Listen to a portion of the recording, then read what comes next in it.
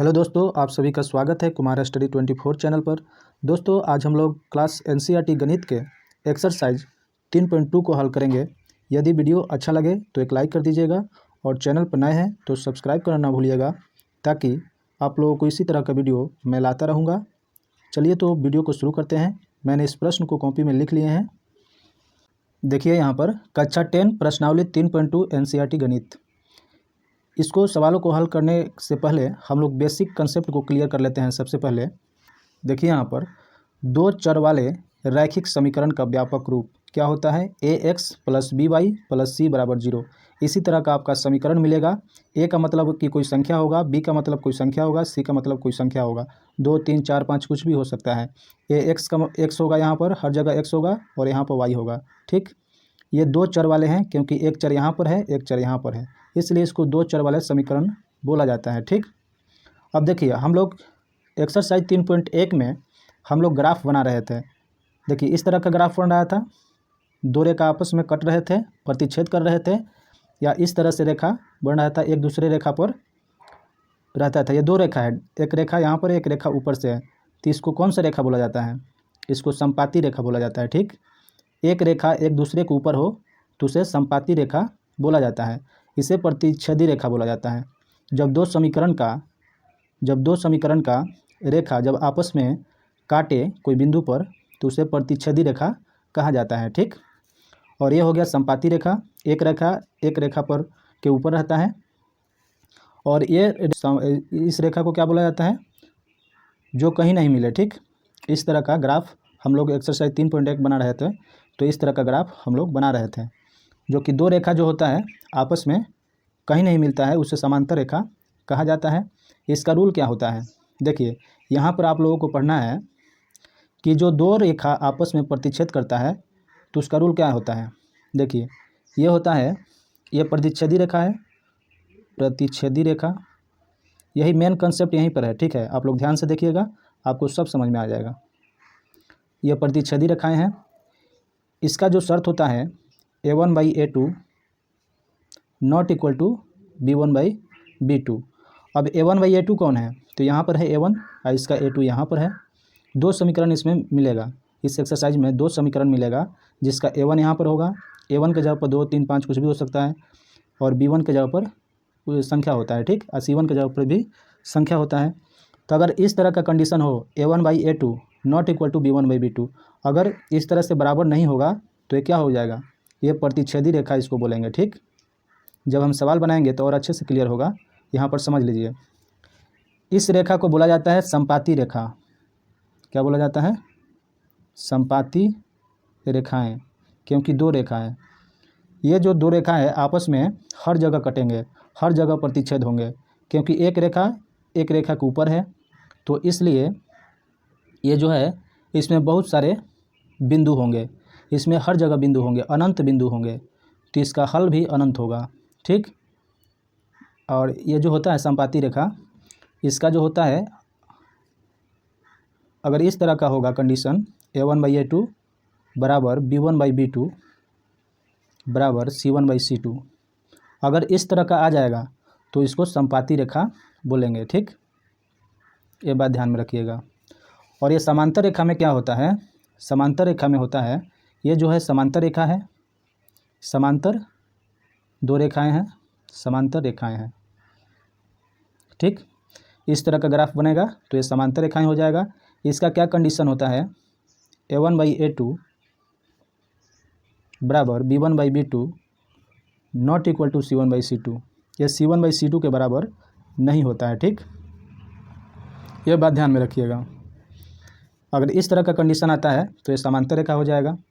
अब देखिए ये जो प्रतिच्छेद कर रहा है तो इसका एक पॉइंट पर कहीं प्रतिच्छेद कर रहा है, यानी कि इसका एक हल होगा। ठीक है, इस तरह का हो जाएगा। अगर a1/a2 b1/b2 के बराबर नहीं होगा तो हमको c1/c2 देखने की ज़रूरत नहीं है। अगर यहाँ पर बराबर आ जाएगा तब हम देखेंगे क्या c1/c2 बराबर आ रहा है कि नहीं।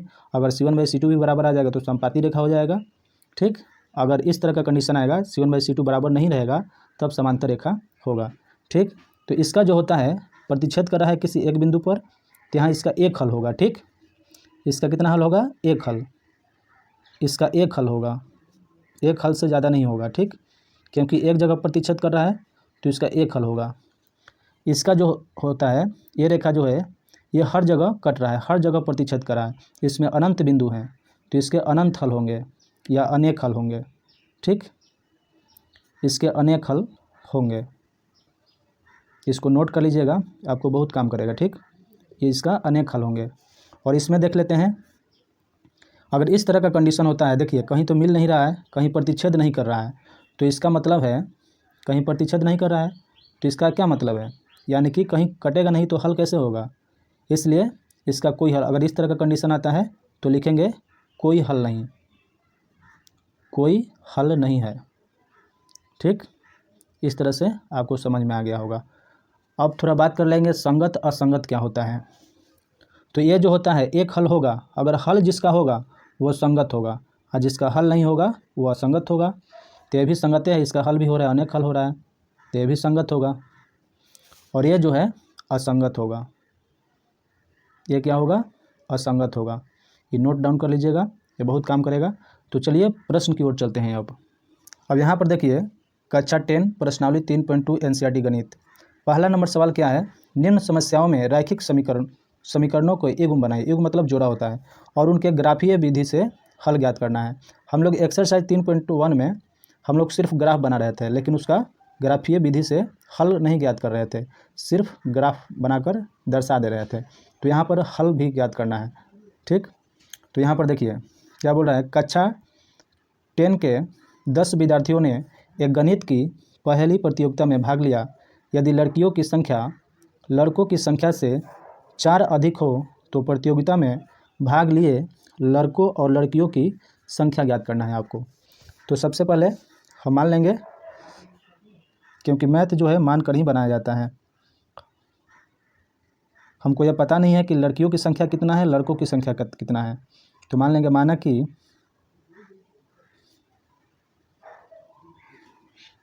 लड़कों की संख्या x है तथा लड़कियों की संख्या y है, मान लेंगे। अब चलेंगे प्रश्न से।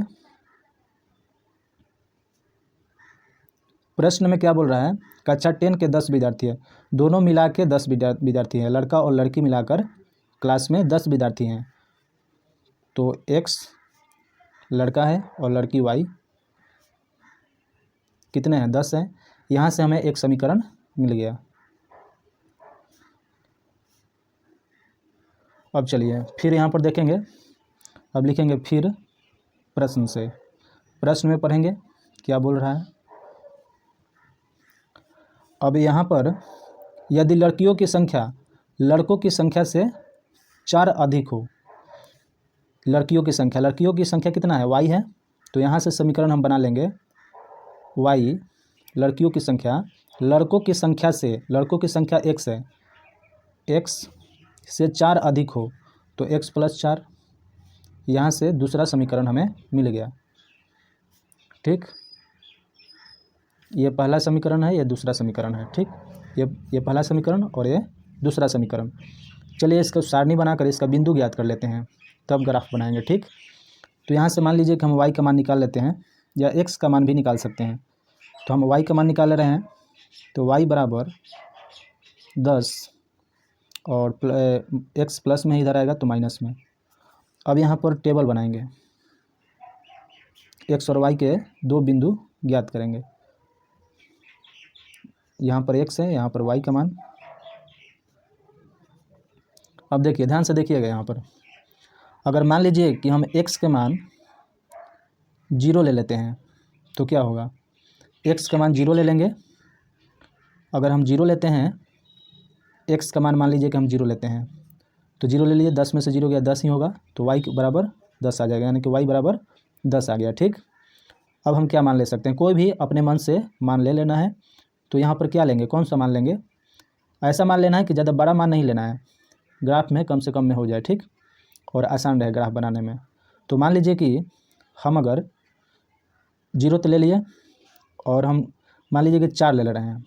अगर x का मान 4 लेंगे तो 10 में से 4 जाएगा तो y का मान 6 आ जाएगा, यानी कि x का मान हम 4 ले लेते हैं। x बराबर 4, तो 10 में से 4 जाएगा तो y का मान 6 आ जाएगा, तो यहाँ पर 6 आ गया, 2 पॉइंट आ गया। अब चलिए इसका भी पॉइंट निकाल लेंगे दूसरा समीकरण का। समीकरण 2 क्या है, ये तो y का मान निकला है, देखिए यहाँ पर x और यहाँ पर y।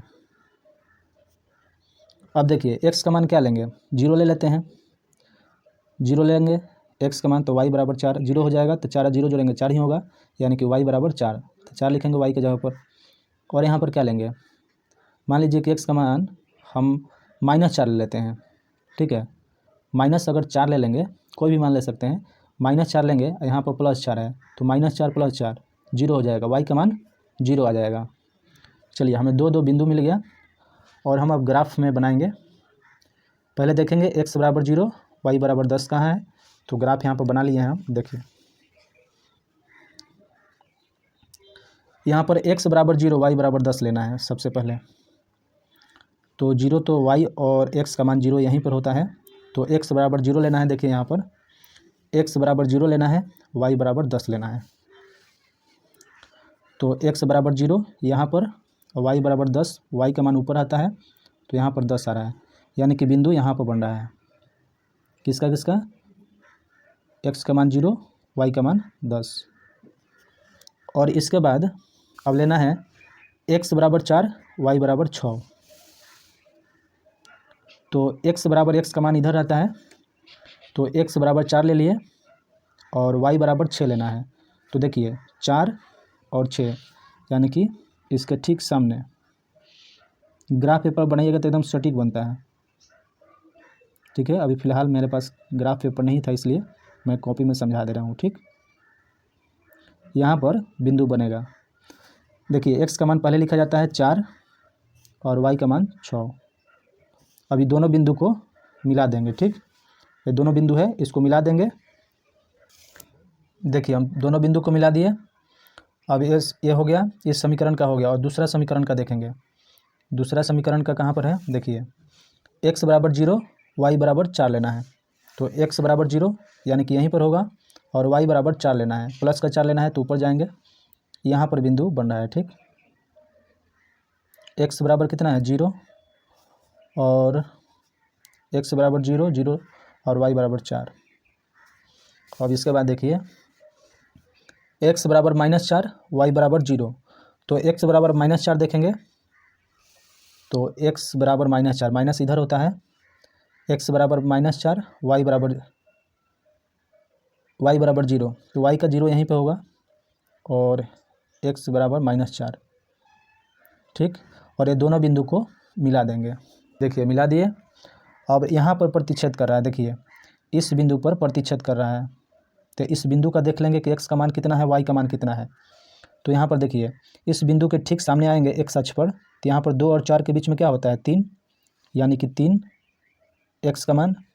और देखिए और 8 और 6 के बीच में ठीक आ रहा है y अक्ष पर, देखिए, ठीक। तो यानी कि y का मान 7, यानी कि हल हमारा 3 7 होगा। तो हम क्या माने थे, लड़कियों की संख्या x माने थे, यानी कि 3, और लड़का की संख्या 3 और लड़कियों की संख्या 7 आ रहा है। ये आपका आंसर आ गया। उम्मीद करते हैं कि प्रश्न आपको समझ में आ गया होगा। तो चलिए अगले नंबर सवाल की ओर चलते हैं। प्रश्न 1 का दूसरा है, 5 पेंसिल तथा 7 कलमों का कुल मूल्य ₹50 है, जबकि 7 पेंसिल तथा 5 कलमों का कुल मूल्य ₹46 है। एक पेंसिल का मूल्य तथा एक कलम का मूल्य ज्ञात कीजिए। हमको ग्राफीय विधि से ज्ञात करना है, ठीक। तो सबसे पहले यहाँ से समीकरण प्राप्त करेंगे हम, ठीक। तो यहाँ पर लिखेंगे हल। माना कि एक पेंसिल का मूल्य ₹100 मान लेते हैं, तथा एक कलम का मूल्य ₹Y मान लेते हैं। ये हो गया। और यहाँ आप चलते हैं प्रश्न से। प्रश्न में क्या बोल रहा है, यहाँ पर देखिए 5 पेंसिल तथा 7 कलम का कुल मूल्य 50 रुपया है। तो एक पेंसिल का मूल्य x रुपया है, तो 5 पेंसिल का 5x प्लस कुल मूल्य जोड़ना है। और एक कलम का मूल्य y रुपया है, तो 7 कलम का मूल्य कितना हो जाएगा 7y। और दोनों कितना में मिल रहा है, दोनों कुल मूल्य 50 में, तो 50 लिखेंगे। यहाँ से समीकरण 1 मिल गया, ये समीकरण 1 है। अब चलिए अब इधर फिर प्रश्न से, फिर प्रश्न से चलेंगे। जबकि 7 पेंसिल तथा 5 कलमों का कुल मूल्य 46 है। 7 पेंसिल, एक पेंसिल का मूल्य x है, तो 7 पेंसिल का यहाँ से 7x प्लस 5 कलम का मूल्य, एक कलम का y है, तो 5 कलम का 5y। टोटल कितना में मिल रहा है 46 में, तो 46 लिखेंगे। यहाँ से हमें दूसरा समीकरण मिल गया। चलिए इसके बिंदु निकाल लेते हैं टेबल बनाकर। चलिए यहाँ पर x का मान निकाल लेते हैं, 5x 50 प्लस 7y, इधर आएगा तो -7y। और यहाँ से x का मान निकालेंगे 50 - 7y, और यहाँ पर 5 गुना में है तो बटा में आ जाएगा। अब चलिए टेबल बनाते हैं। यहाँ x का मान, यहाँ y का मान 2 मान लेंगे कम से कम, ठीक। अब यहाँ पर देखेंगे, अब यहाँ पर देखेंगे कि y का मान हम क्या लेंगे। यहाँ पर मान हमें x का आ जाए, कम से कम मान आए, ज़्यादा ना आए। एक बार ध्यान में रखिएगा कि पॉइंट में ना आए, ठीक। पॉइंट में आता है तो थोड़ा परेशानी हो जाता है, तो पॉइंट पे भी आंसर वही आएगा, ठीक है। तो यहाँ पर देखना है कि y का मान हम क्या लेंगे। y का मान हम क्या लेंगे, मान लीजिए कि 5 लेते हैं, तो 5 7 35, 5 7 35, 5 लेंगे y का मान, तो y गुना में है 7 के, तो 7 5 35, 50 में से 35 घटा देंगे तो कितना बचेगा 15, 5 से कटाएंगे तो 3 बार में। हाँ ये मान ठीक है, ठीक। तो यहाँ पर y के जगह पर 5 लिख रहे हैं, ठीक। 5 7 35, 50 में से 35 घटाएंगे तो 15 बचेगा, और 5 से कट जाएगा क्योंकि बटा में है, तो 5 से 15 3 बार में कटेगा, तो x का मान 3 आ जाएगा, ठीक। अब देखिए अब क्या लेंगे, यहाँ पर मान लेते हैं 0 ले लेते हैं। y का मान अगर 0 लेंगे तो 7 0 में गुना करेंगे तो 0 हो जाएगा, और 50 में से 0 घटाएंगे तो 50 ही होगा, और नीचे 5 है, 5 से 50 10 बार में कट जाएगा, यानी कि x का मान 10 आ जाएगा। अगर हम y का मान 0 लेते हैं तो x का मान 10 आता है, ठीक। अब चलिए इधर, अब यहाँ भी उसी तरह x का मान निकाल लेंगे।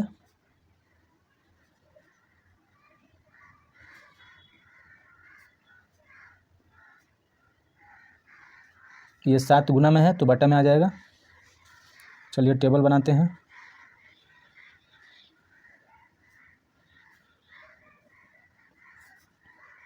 यहाँ पर x का मान है, यहाँ पर y का मान।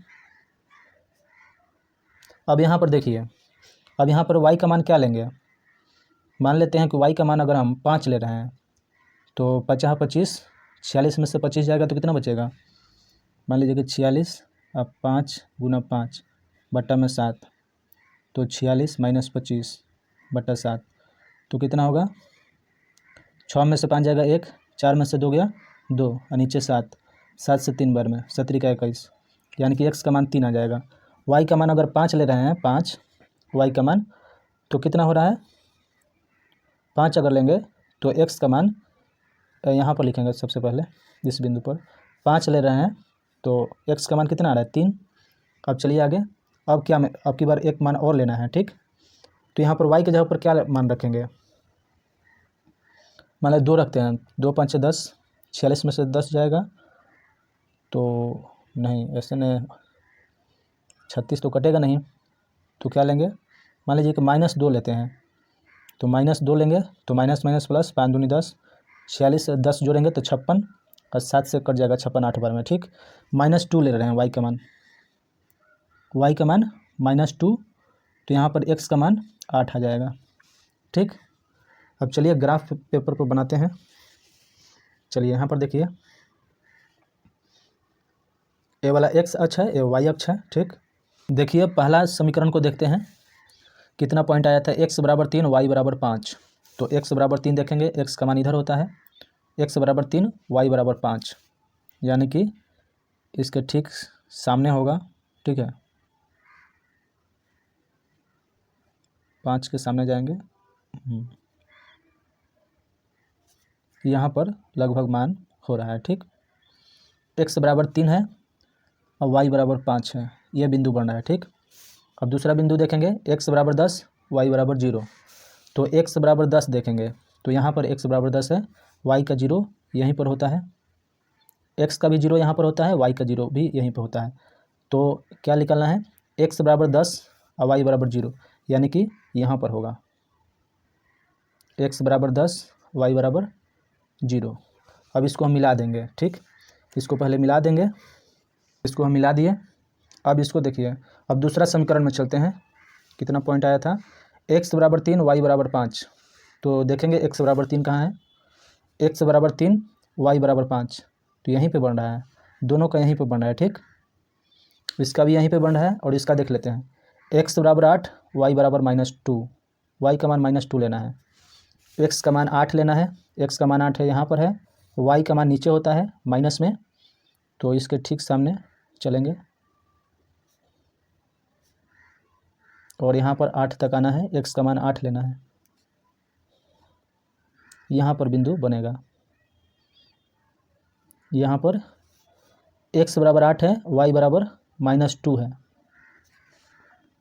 अब देखिए, इसका भी 3 5 बन रहा है बिंदु, 3,5 यहाँ भी यहाँ बन रहा है, तो इसको मिलाना पड़ेगा। ठीक, तो मिलाते हैं इसको, देखिए मिला लिया इसको, तो यहाँ पर कट रहा है बिंदु। ठीक, तो यहाँ x का मान 3 आ जाएगा, y का मान 5 आ जाएगा, यानी कि यहाँ पर हल होगा। तो क्या माने थे, एक पेंसिल का मूल्य ज्ञात करना था, तो यानी कि एक पेंसिल का मूल्य x बराबर 3 आ गया है और एक कलम का मूल्य y माने थे, तो y बराबर 5 आ गया है। ये आपका आंसर आ गया। ठीक, उम्मीद करते हैं कि प्रश्न आपको समझ में आ गया होगा। चलिए अगले नंबर सवाल की ओर चलते हैं।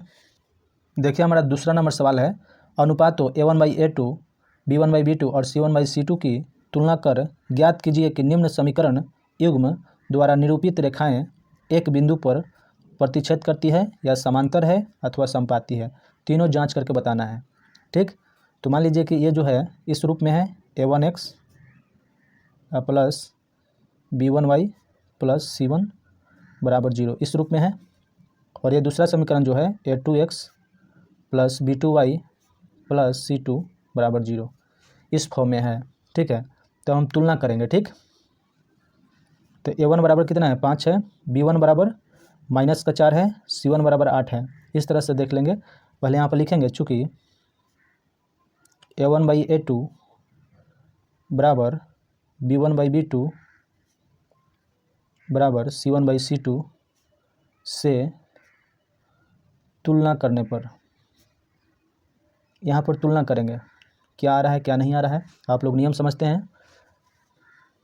तो देखिए यहाँ पर मान रखेंगे, अब a1 का मान कितना है, a1x यानी कि 5, और a2 का मान x के साथ में दूसरा समीकरण में क्या है, 7, तो 7 नीचे, और b1 कितना दिया है, b1 के जगह पर -4 है तो -4 लिखना है, और b2 दूसरा समीकरण में 6 है तो 6 लिखना है, c1 कितना है, 8 है तो 8 लिखना है, और c2 है -9 तो -9 लिखना है। और इसको और छोटा कर लेते हैं, 2 दूनी 4 और 2 3 6, 5/7 -2/3 बराबर -8/9। अब देखिए यहाँ पर कोई बराबर नहीं आ रहा है, तो पहला देखेंगे कि बराबर है कि नहीं, a1/a2 b1/b2, अगर ये बराबर नहीं रहेगा तब ये प्रतिच्छेदी रेखाएं हो जाएगा, आप लोग को बताए थे। अगर ये बराबर रहेगा तब ये वाला देखेंगे। ठीक, तो यहाँ पर ये बराबर नहीं आ रहा है, तो क्या हो जाएगा, यहाँ पर a1/a2 not equal to b1/b2, अतः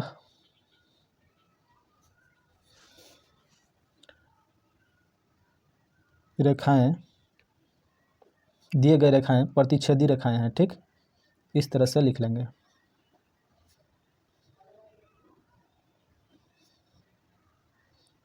ये जो है प्रतिच्छेदी रेखाएं हैं।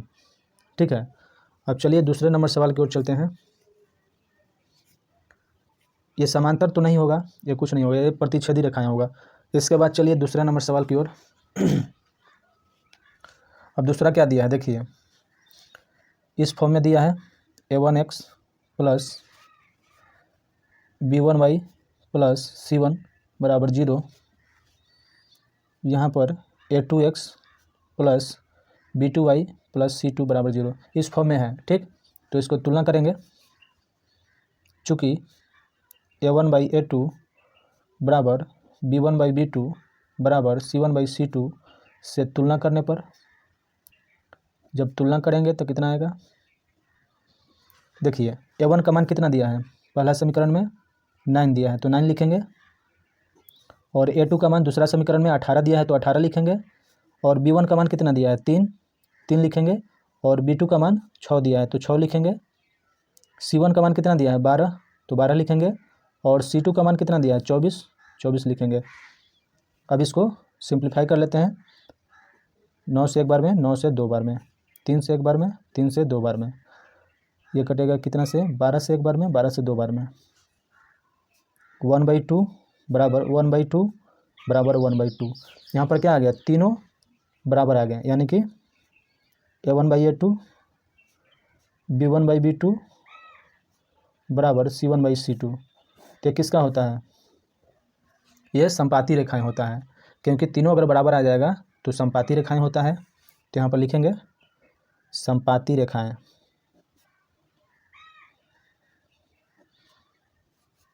ठीक। उम्मीद करते हैं कि यह प्रश्न आपको समझ में आ गया होगा। और इसके बाद अगले नंबर सवाल की ओर चलते हैं। यहाँ a1x, यहाँ पर b1y प्लस c1 बराबर 0 इस फॉर्म में है, a2x plus b2y plus c2 बराबर 0 इस फॉर्म में है, ठीक। तो यहाँ पर तुलना करेंगे, चूँकि a1/a2 बराबर b1/b2 बराबर c1/c2 से तुलना करने पर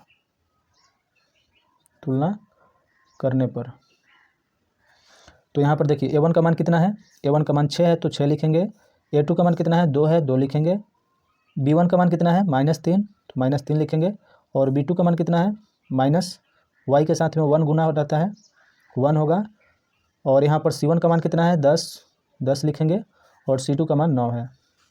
और इसको सिंप्लीफाई करेंगे 2 से एक बार में, 2 से 3 बार में, यानी कि यहाँ पर ये नहीं होगा, ठीक। तो यहाँ पर हम क्या देख रहे हैं, 3/1 माइनस माइनस कट जाएगा, 3/1 बराबर 10/9। तो ये क्या आ गया, किस फॉर्म में आ गया, a1/a2 बराबर b1/b2 और नॉट इक्वल टू c1/c2। तो किसका कंडीशन होता है, ये कंडीशन होता है संपाती का, ठीक। ये संपाती का नहीं, समांतर, ये समांतर का होता है। जब ये दोनों बराबर रहेंगे और ये बराबर नहीं रहेगा तो समझ लीजिए कि ये समांतर रेखाएं हैं। तो लिखेंगे अतः दिया गया समीकरण युग्म की रेखाएं समांतर रेखाएं हैं।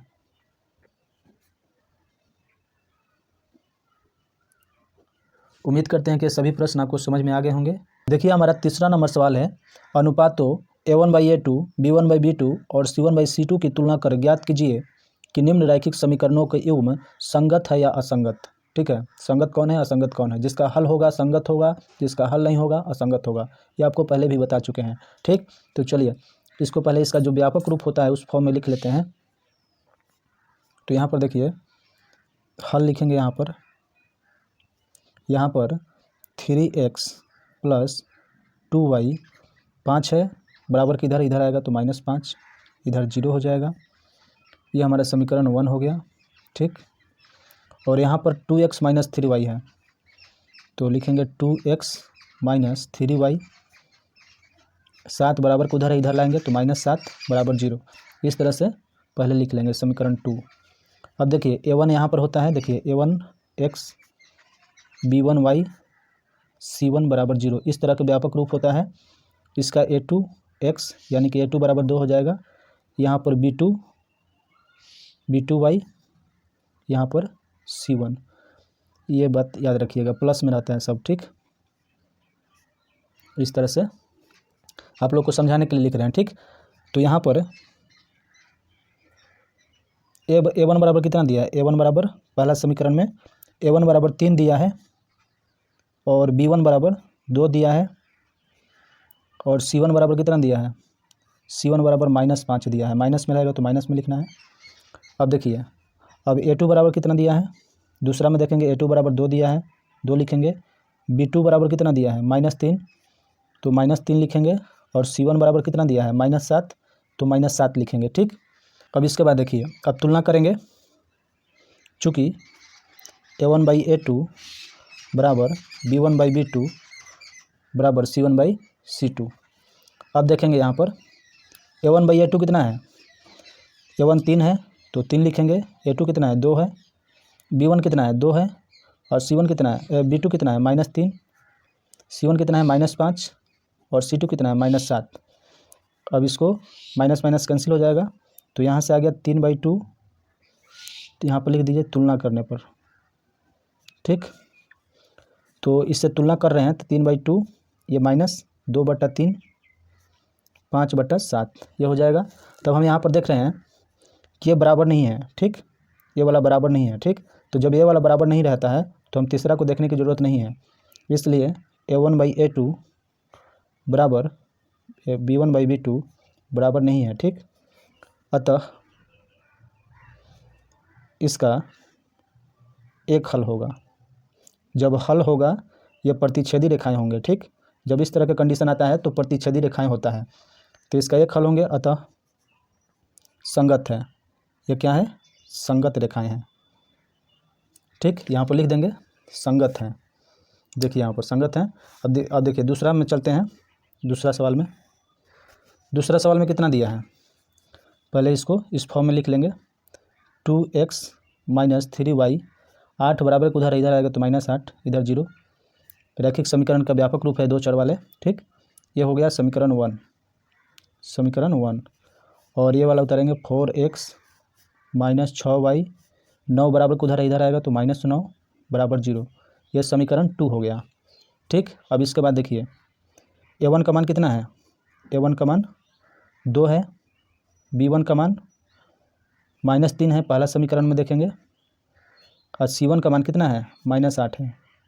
उसी तरह तथा दूसरा समीकरण में A2 का मान कितना है, 4 है। और B2 का मान कितना है, -6 है। और C2 का मान -9 है, तो -9 लिखेंगे। चूँकि A1/A2 बराबर B1/B2 बराबर C1/C2 से तुलना करने पर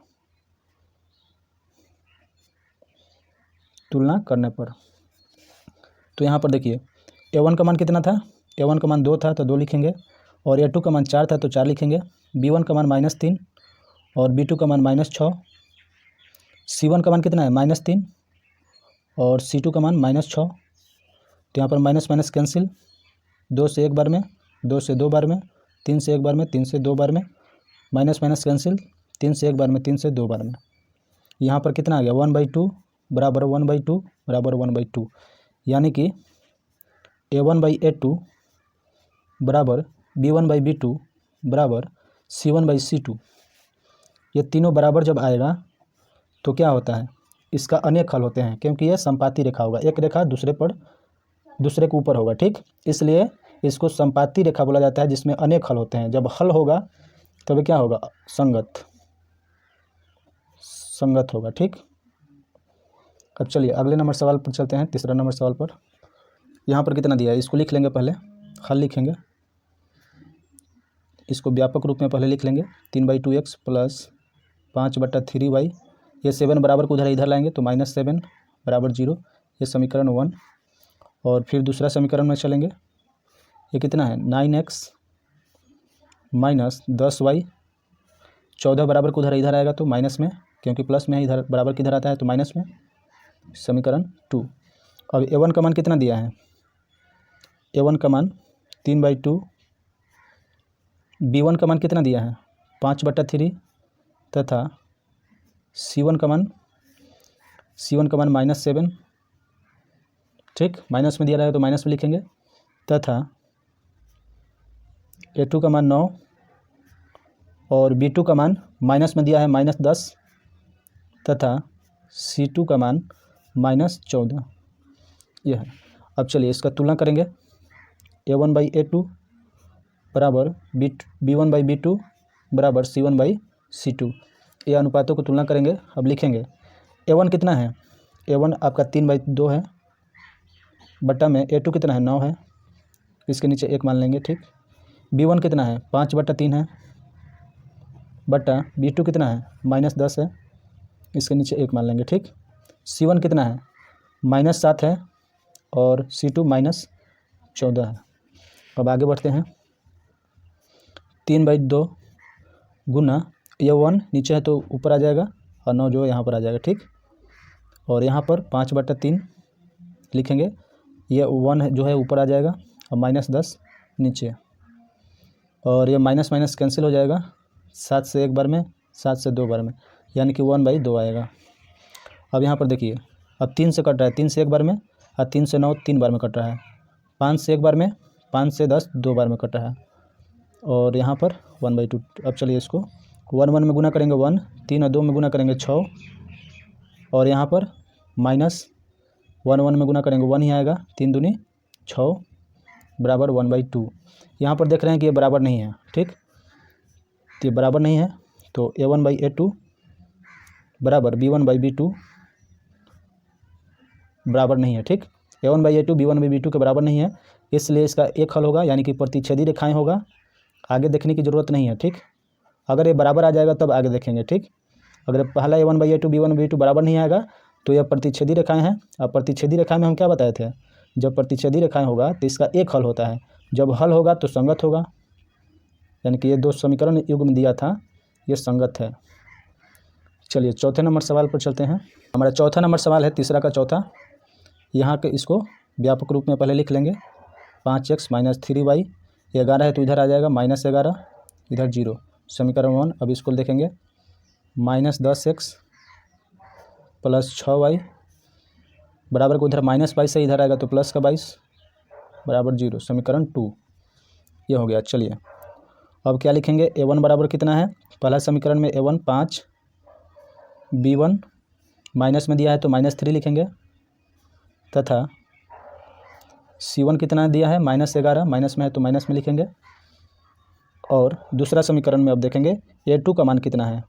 A2 का मान यहाँ पर होता है -10, B2 का मान कितना है 6 प्लस का, तथा C2 का मान कितना है प्लस का 22, तो 22 लिखेंगे, ठीक। चूँकि A1/A2 बराबर B1/B2 बराबर C1/C2, इस अनुपात से तुलना करेंगे तो देखेंगे A1 का मान कितना है 5, तो 5 लिखेंगे। A2 का मान -10, B1 का मान -3 और B2 का मान 6, और C1 का मान कितना है -11 और C2 का मान 22 प्लस का 5 से 1 बार में, 5 से 2 बार में, 3 से 1 बार में, 3 से 6 2 बार में, 11 से 1, 11 से 22 2 बार में, क्या आएगा -1/2, क्योंकि माइनस नीचे रहता है तो ऊपर आ जाता है, -1/2 -1/2, यानी कि तीनों बराबर है, ठीक है। जब तीनों बराबर होता है तो क्या कंडीशन होता है, A1/A2 बराबर B1/B2 बराबर C1/C2।